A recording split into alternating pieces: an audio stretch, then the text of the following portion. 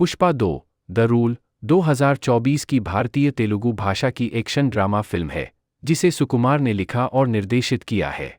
यह film Pushpa the rise का sequel है और इसमें अल्लू अर्जुन, रश्मिका मंदाना और फहद फासिल मुख्य भूमिकाओं में हैं। कहानी: लाल चंदन की एक खेप जापान के योकोहामा बंदरगाह पर पहुंचती है, जहां श्रमिक एक कंटेनर के अंदर पुष्पा को छिपा हुआ देखकर चौंक जाते हैं। वह लोड के लिए भुगतान की मांग करते हुए उन पर हमला करता है, लेकिन उसे गोली लग जाती है और वह समुद्र में गिर जाता है, जिससे फ्लैशबैक शुरू हो जाता है। एसपी भंवर सिंह शेखावत को अपमानित करने के बाद पुष्पा एक सम्मानित तस्कर के रूप में सत्ता में आती है, जबकि शेखावत छिप जाता है।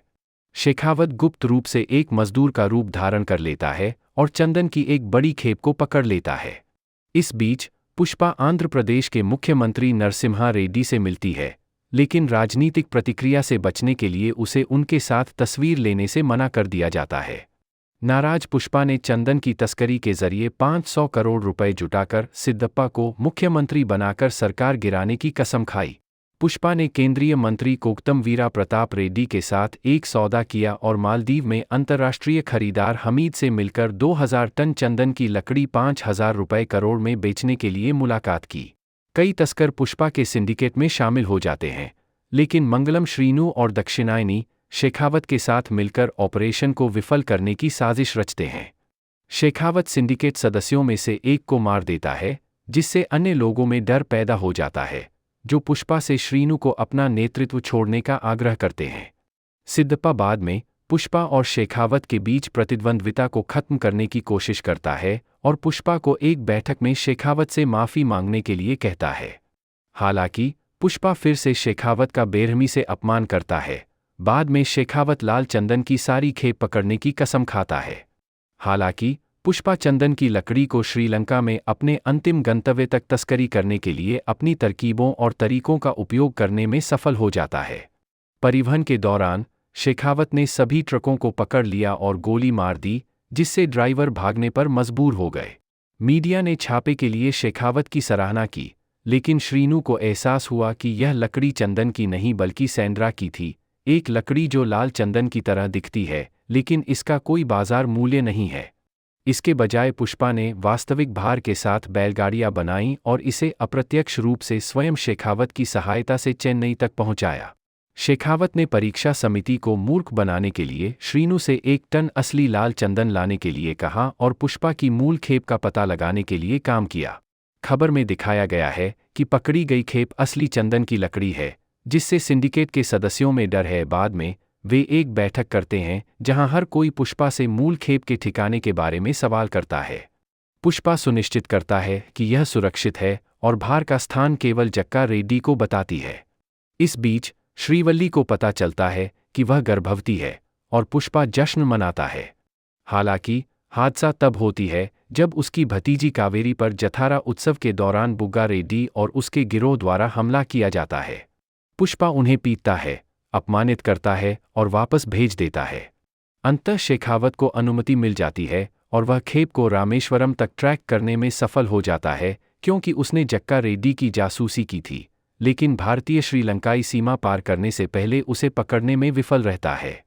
हालांकि हमीद का गिरोह पुलिस द्वारा पकड़ लिया जाता है और भागते समय हमीद की कार पलट जाती है, जिसमें जक्का रेड्डी की मौत हो जाती है और हमीद गंभीर रूप से घायल हो जाता है।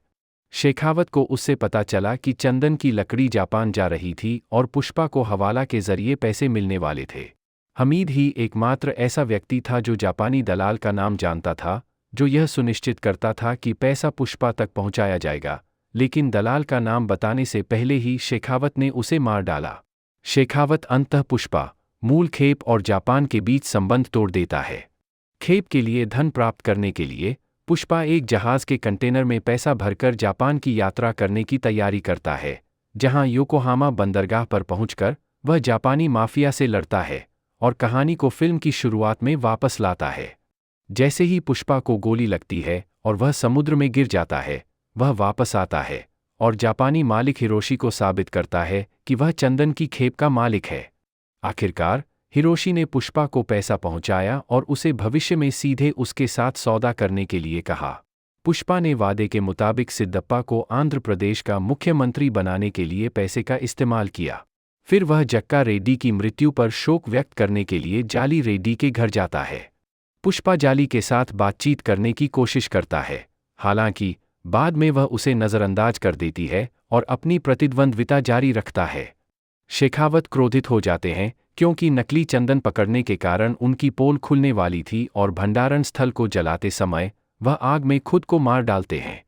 जैसे ही पुष्पा, सिद्धप्पा और उसका गिरोह जश्न मनाता है, फिर से हादसा हो जाती है क्योंकि बुग्गा रेड्डी द्वारा कावेरी का अपहरण कर लिया जाता है और उस पर हमला किया जाता है, जो जथारा उत्सव में अपने अपमान का बदला लेना चाहता था।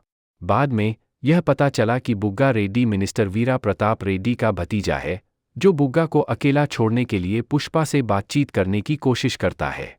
हालांकि क्रोधित पुष्पा कावेरी को बचाने में सफल हो जाता है और बुग्गा और उसके गिरोह के साथ साथ सुब्बा रेड्डी, बुग्गा के पिता और प्रताप रेड्डी के छोटे भाई को बेरहमी से मार देता है। उनके अंतिम संस्कार में प्रताप रेड्डी के साथ श्रीनु, दक्षिणायनी, जाली रेड्डी, मुरुगन और अन्य ने पुष्पा से बदला लेने की कसम खाई। इसके बाद प्रताप रेड्डी एक महत्वपूर्ण रहस्यमय व्यक्ति के बारे में पूछते हैं क्योंकि वह अंतिम संस्कार में मौजूद नहीं था। पुष्पा का बड़ा भाई मोहन बाद में पुष्पा और उसके परिवार से अपने साथ हुए सभी दुर्व्यवहारों के लिए माफ़ी मांगता है और उन्हें कावेरी की शादी में आमंत्रित करता है और उन्हें पूरी तरह से अपने परिवार के रूप में स्वीकार करता है। जैसे ही पुष्पा कावेरी की शादी में अपने बिछड़े हुए परिवार के साथ मेल मिलाप करता है, रहस्यमय व्यक्ति शादी में बम विस्फोट कर देता है। पुष्पा 3 की भूमिका।